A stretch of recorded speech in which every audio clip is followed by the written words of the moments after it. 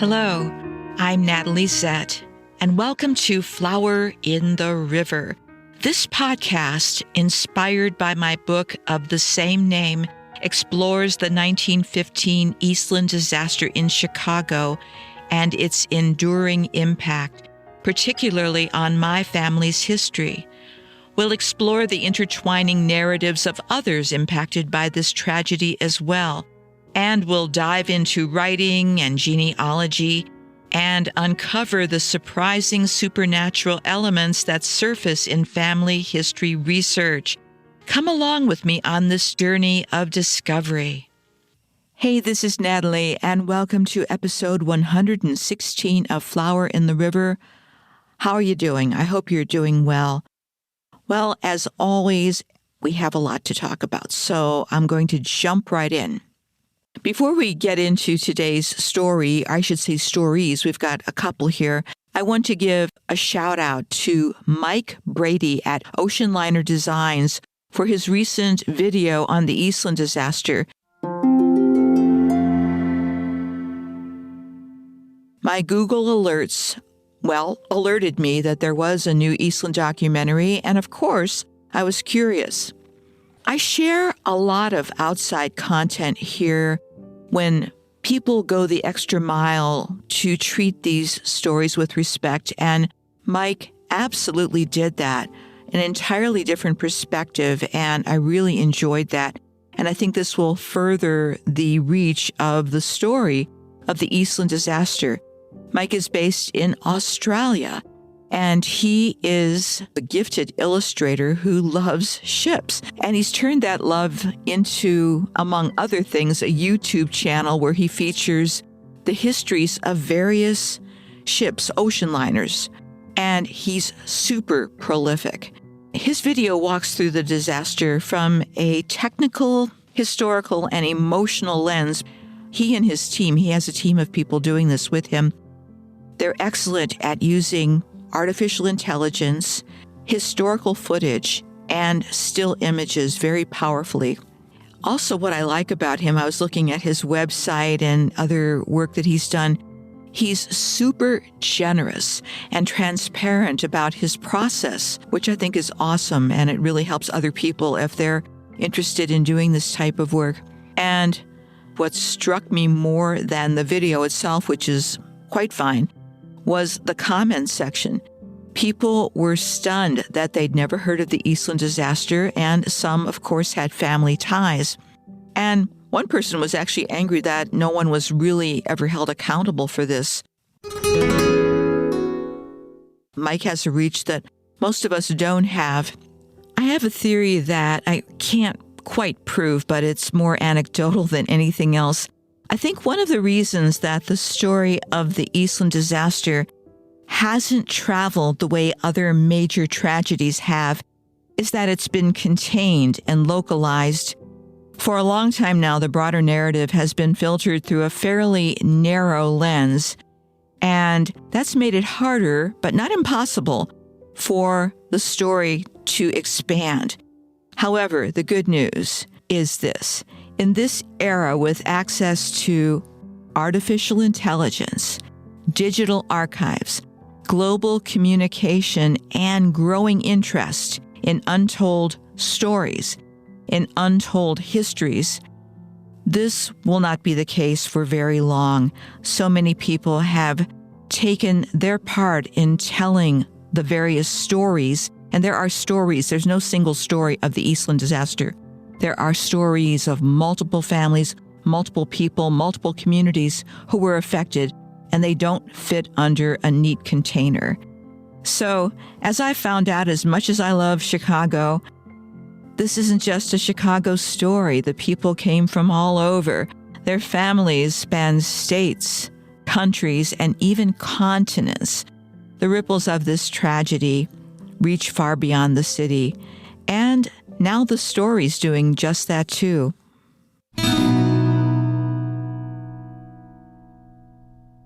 I'm relieved that there are so many gifted voices coming out of different places with no agenda, and they want to open up the story. And Mike, I'm grateful for you and the work that you do.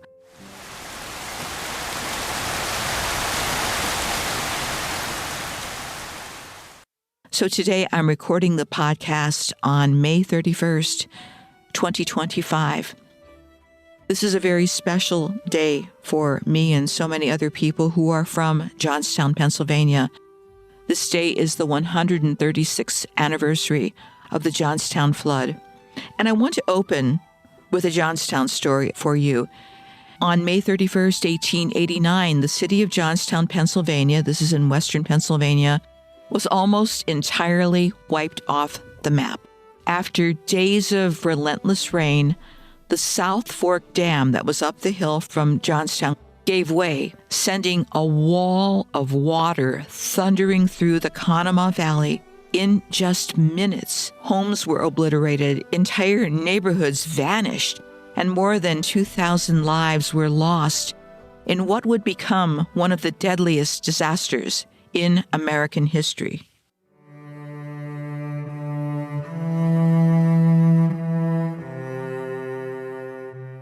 Like the Eastland Disaster, this was not a random quote-unquote act of God. It was human failure. Again, I know, recurring theme. So, a couple of weeks ago, I was trolling eBay, just browsing, trying not to buy anything, when I stumbled across a copy of the centennial edition of the Johnstown Tribune-Democrat. This was published in 1989 to commemorate the 100th anniversary of the Johnstown Flood, and I ordered it right away. I was there. I had the entire paper once. I picked it up while I was staying with my cousin in Johnstown during the centennial, and who knows where that paper disappeared to after that.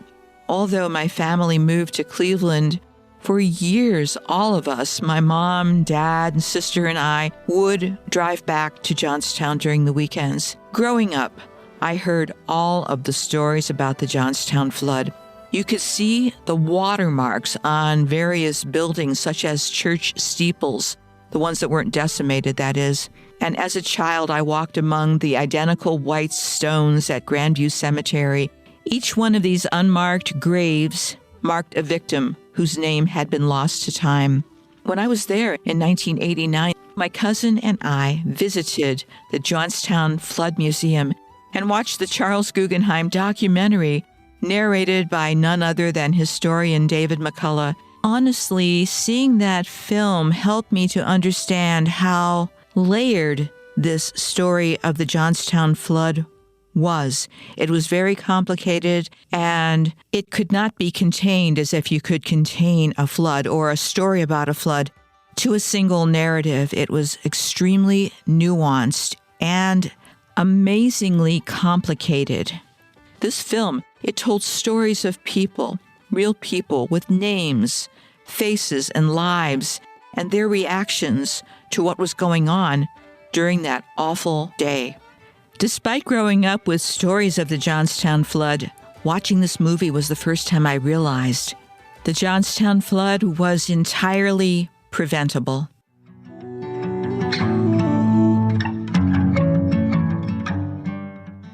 So there was an organization called the South Fork Fishing and Hunting Club. This was located about 14 miles up the hill upstream from the city of Johnstown. And it was a retreat for Pittsburgh's wealthy elite. Names like Carnegie, Frick, Mellon, are those familiar to you? Well, they acquired this land and had also acquired the dam and modified it for their pleasure. They lowered it, they removed discharge pipes, they installed fish screens that clogged easily, and they ignored the warning that it might fail someday.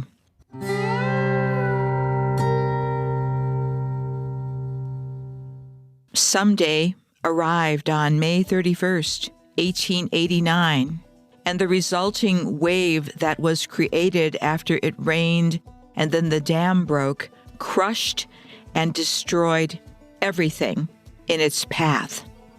And the headlines of the time, I've seen them, they certainly captured the spectacle of fireballs, twisted steel, entire buildings swallowed up by water.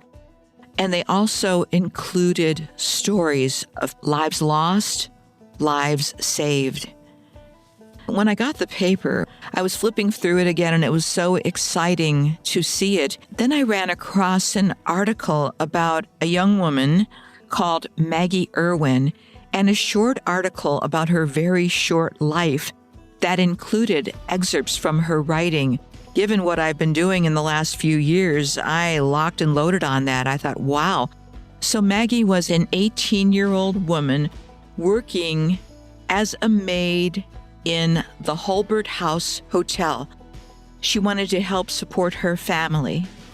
Her dad died a year before, leaving her mother and 9 children at home. Folks, this was during a time where there were no social support systems for people. So Maggie, 2 days later, applied for a job at this hotel, and she relocated to Johnstown. She wasn't living too far from her mom and siblings, but far enough where she couldn't travel and see them all the time. And she was killed in the flood.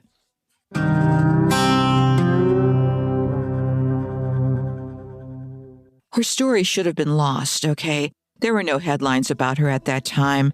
She was just one of the many of the 2,000 plus who died. But here's the thing.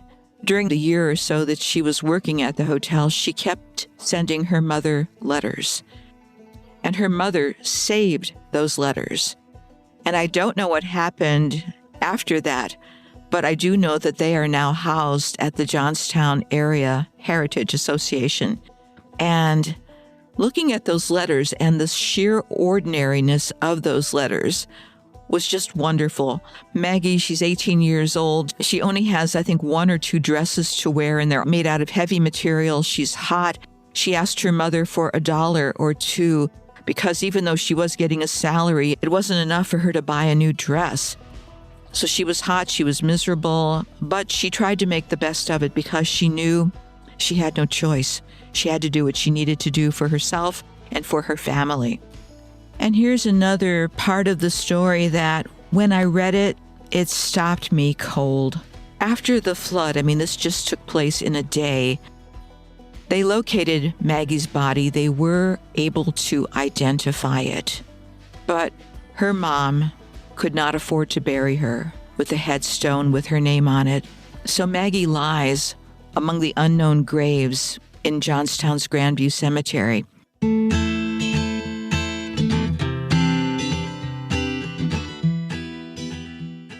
As a child, I probably walked past her grave more than once because many of my family members are buried near the plot of the unknown. She shouldn't have been lost, but they couldn't afford to remember her in this way. It also reminded me, in parallel with the Eastland disaster, how easily people like Maggie are erased from history, not intentionally, but just because. Had Maggie not written those letters to her mom, and had her mom not saved them and turned them over to whoever she turned them over to, we would have lost her story.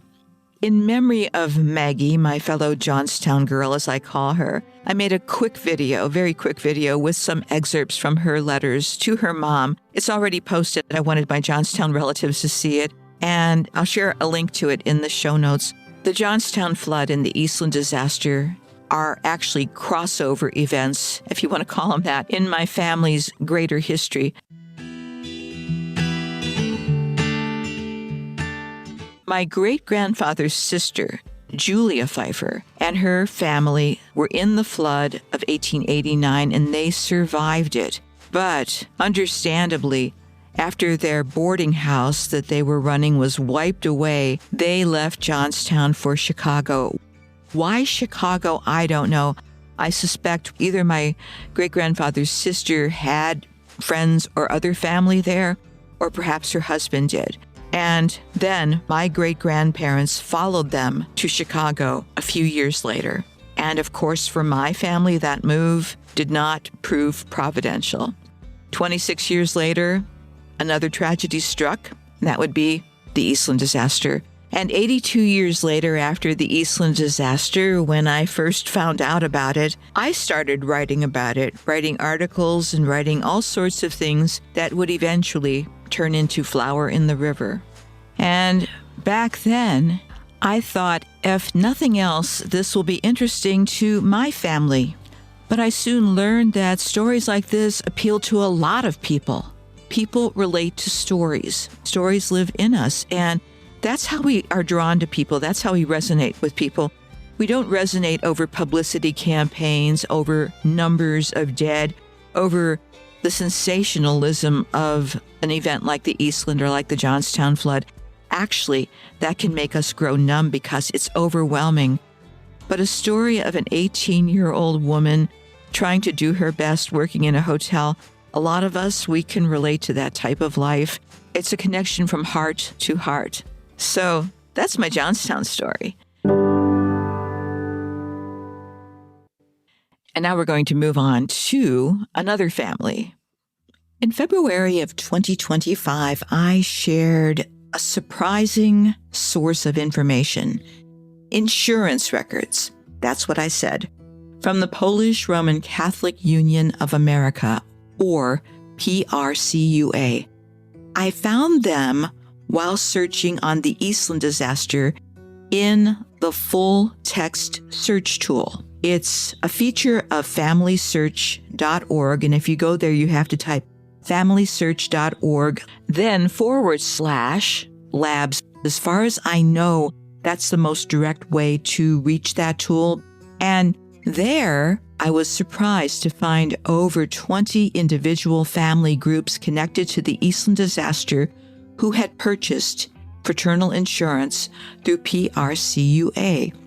And I featured several of those stories back in February, but there's one more I wanted to cover here. Each of these family record sets or record groups usually contains standard documents, and those would be the PRC member death benefit register page. Then there's a death report or record of death, and sometimes there's letters of guardianship, and probably one of the most important things is the PRCUA beneficiary certificate. It's quite lovely, but it also has the name of the person, how much they were insured for, and other details which were needed at the time of the Eastland Disaster. And each one of these people who died on the Eastland have coroner's letters from Coroner Peter Hoffman attesting to the fact that this person died as the result of the Eastland Disaster. I'd never seen these documents before, never ran across them in any other website or any book devoted to the Eastland Disaster. So as far as I can tell, this was a first, a world premiere. So this type of documentation creates a whole other level of reporting post-Eastland Disaster. It's focused on the administrative processing of documents and insurance payments. So it's not just the obituary in the paper or the quote-unquote undertaker's notes or cemetery records. These documents combined are part obituary, but they're also part claim validation. In some of these cases, things didn't go smoothly.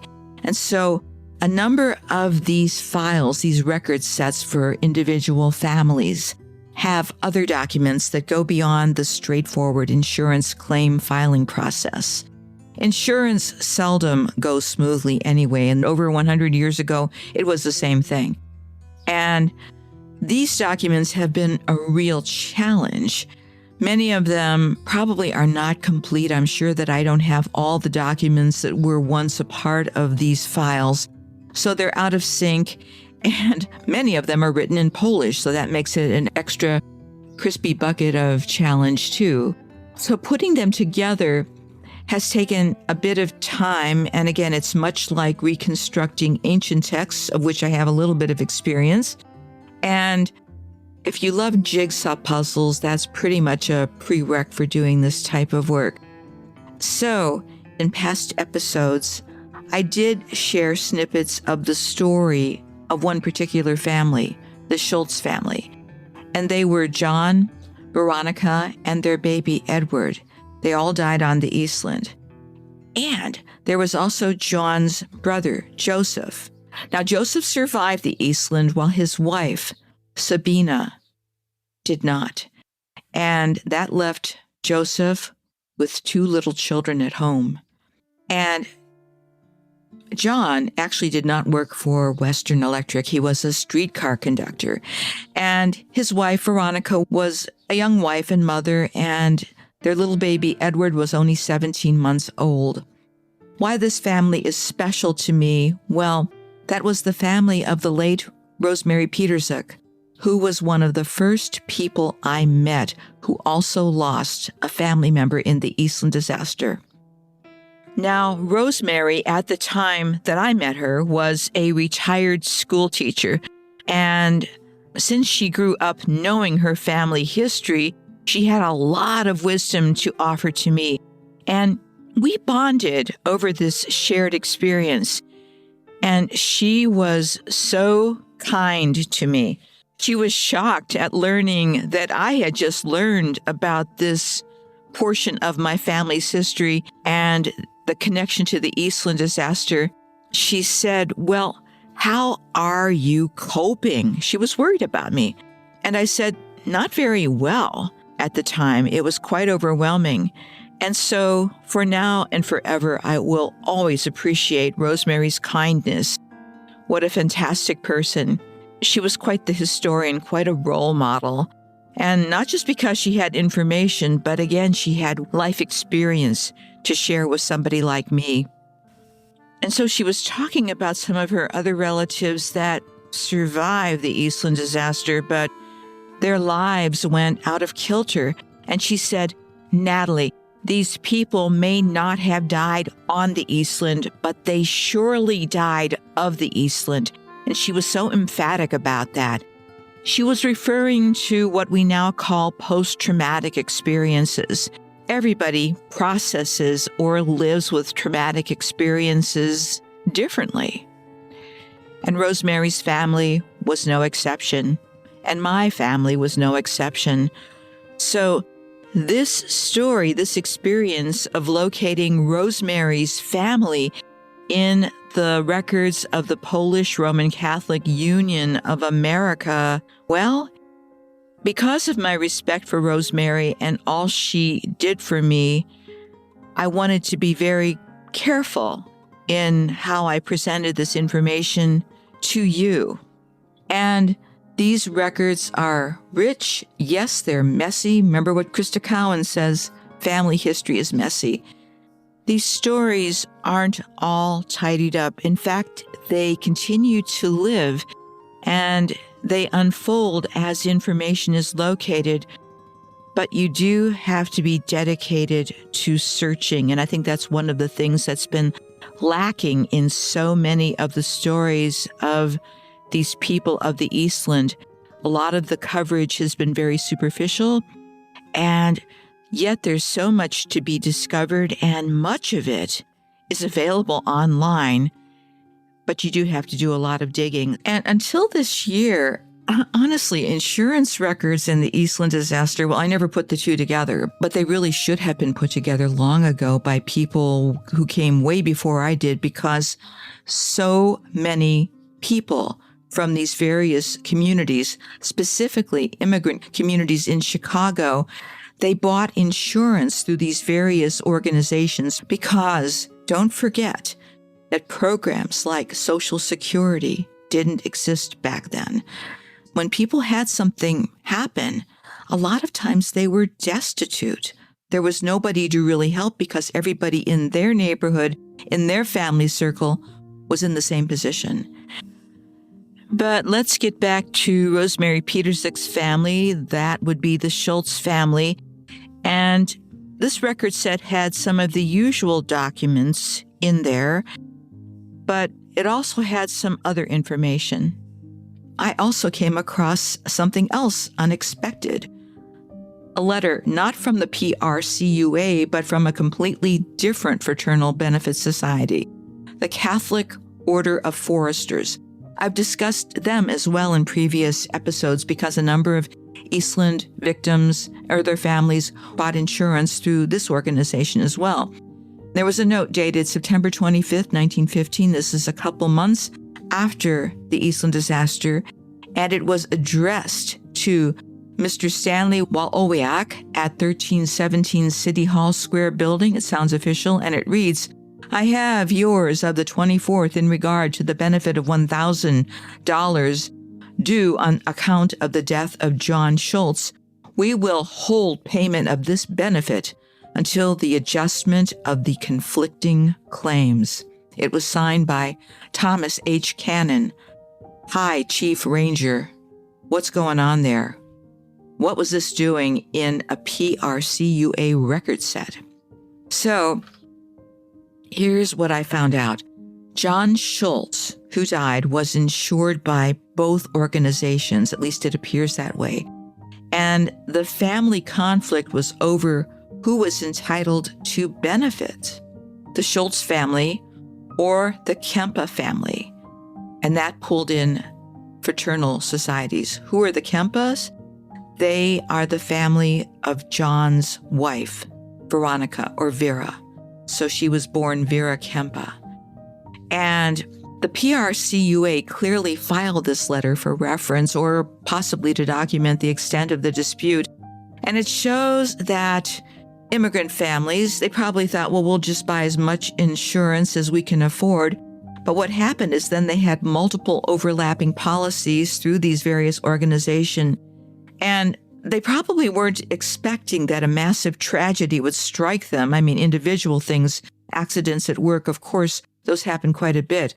But something like the Eastland Disaster, no one could prepare for this. Tragedy exposes fractures in a system. And that's what makes these records so powerful and so painful. They don't just tell us what happened, they show us how grief plays out across family lines. They bring forth questions like, who is considered next of kin? Who gets to decide what happens after death? And what happens when both sides of a family feel they have a right to claim everything? So the PRCUA and Catholic Order of Foresters weren't just dealing with paperwork. They were mediating emotional and legal fallout, trying to honor the dead and support the living. Here's the thing, there's so much missing from these files that we don't know the exact timeline or final terms, but the matter was eventually settled and benefits were paid. So even in tight-knit communities like this one, tragedy doesn't always unify. Sometimes it divides. So in summary, what happened was John, Veronica, and Edward had been invited aboard the Eastland by John's brother, Joseph, who was a supervisor at Western Electric. That's how that happened. Joseph survived. His wife, Sabina, who was pregnant at the time, by the way, did not. And Joseph and Sabina had two small children, Julia and Stanley, both of whom survived. I'm finding out one thing, and this is why I would like to see more insurance records. They cast a light on what happened to families after the Eastland disaster. And the paperwork left behind is really interesting. Grief held in carbon copy. That's how they used to make copies of things. And sometimes there could be legal disputes that followed. So John Schultz had a life insurance policy with the Catholic Order of Foresters. Veronica had her policy through the PRCUA, the Polish Roman Catholic Union of America. These policies were for $1,000 each. And you might assume, since their only child died, that the policies would simply be split amongst the families, but it wasn't that simple. Now, Joseph Schultz, who was aboard, remember, had two young children to raise on his own. The Schultz family was still reeling and saw the future of their family line resting in those two surviving children.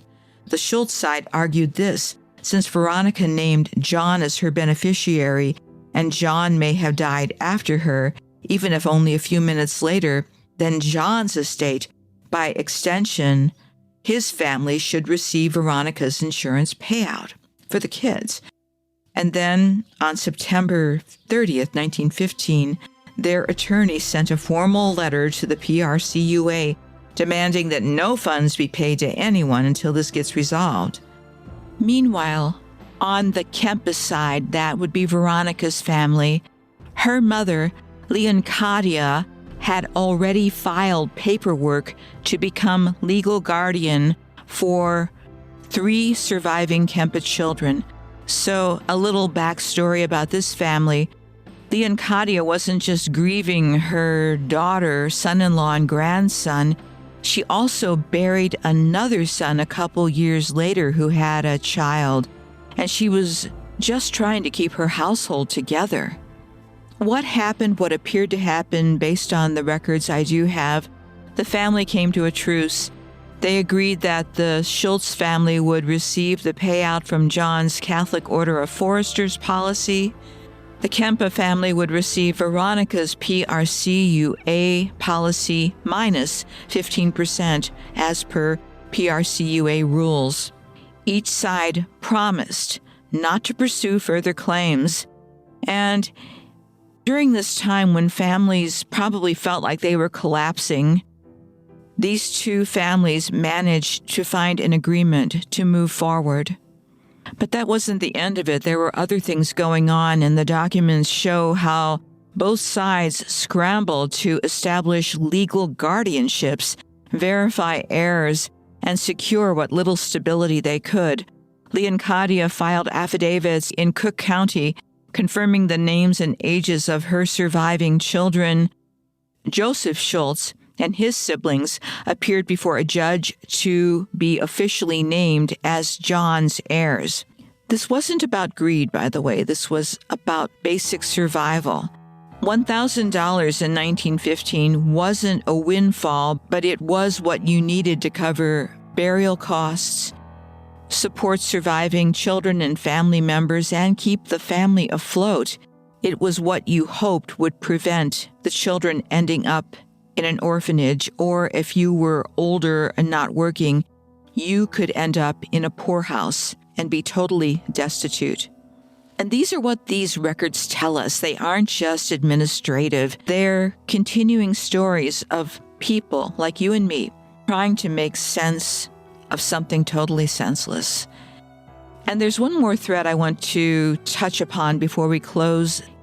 You may have noticed that there are no insurance records for Sabina Schultz. She was the wife of Joseph. Now, she was also a victim of the Eastland Disaster, so why isn't her information included in this record set? The likely reason is that Sabina may have been Irish Catholic, and the PRCUA was a Polish ethnic fraternal organization. It might sound strange to us, but at that time, in 1915, these societies were often exclusive to people of a certain heritage, even within the broader Roman Catholic community. Irish, Polish, German, and Italian Catholics often belonged to completely separate parishes and mutual aid groups.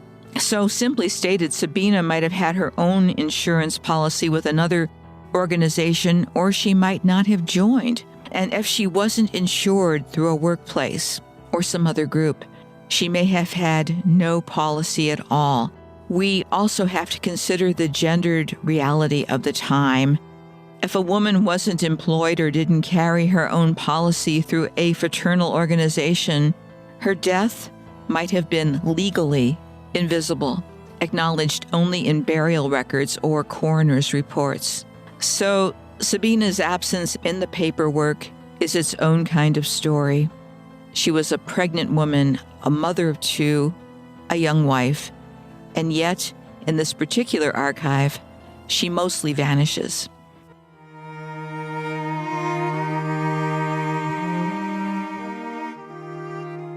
While the biography of the Schultz family can tell you who they were in life, these insurance documents tell us who picked up the pieces after they all died.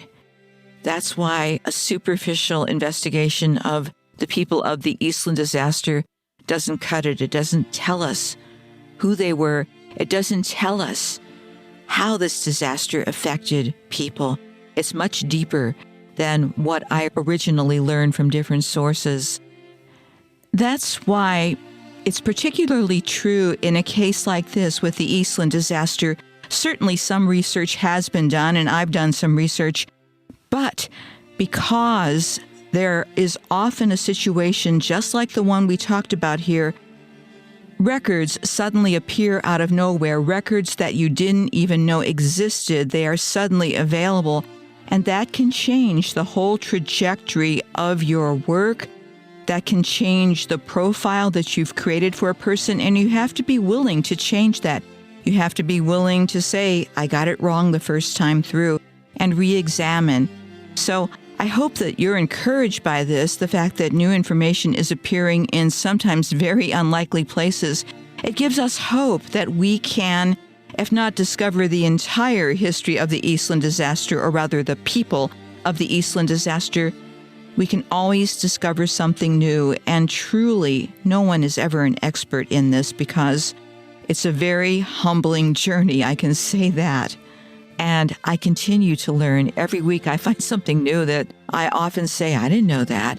And I hope you find this engaging and intriguing, not just for the Eastland disaster, but for your own family history. So, and I'll put a link to that earlier podcast about this family and also link to Rosemary's interview from many years ago. But I wonder if she even knew about this dispute. She very well may not have. This happened, after all, years before she was born. So who knows if the family talked about it or not. Speaking of Rosemary, how about if we have her close out this episode? And in this interview, she's talking about the anticipation that her family and others had on that fateful day.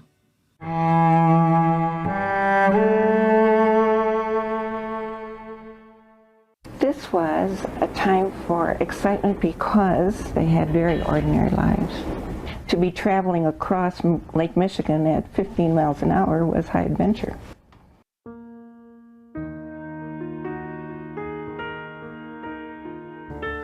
Hey, that's it for this episode, and thanks for coming along for the ride. Please subscribe or follow so you can keep up with all the episodes. And for more information, please go to my website. That's www.flowerintheriver.com.